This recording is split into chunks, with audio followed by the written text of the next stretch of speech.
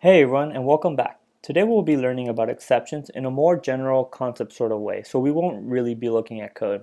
So first, let's get started with the formal definition of an exception. An exception is an event which occurs during the execution of a program that disrupts the normal flow of the program's instructions. So let's get started with an example. So when we have a method that encounters an error, it creates an object called an exception. This object has information about the error, including the type and the state of the program when the error occurred. So method A has an exception, but it doesn't know what to do with it, meaning it doesn't have the code that handles this. So then this is where method B comes into play. Method B is a method that earlier called method A. So method A throws the exception to method B, and this is known as throwing an exception. So method B doesn't know how to handle this exception. So basically it doesn't have the code to handle this exception too. So now we have method C, which again is a method that earlier called method B. So method C calls method B. Method B throws the exception to method C.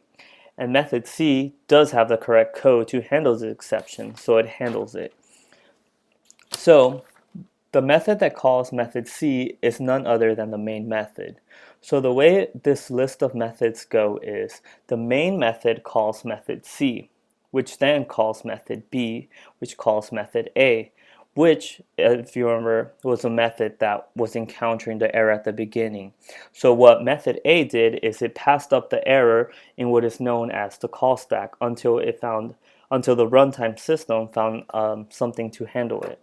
The runtime system searches the call stack for a method that contains code that can handle this exception. This block of code is called an exception handler. If the types match, then the system knows that this is the right handler. So then the exception handler catches the exception and handles it according to its code. So that's pretty much it for this video. Hope you enjoyed it, and don't forget to leave suggestions for the next video. Thank you.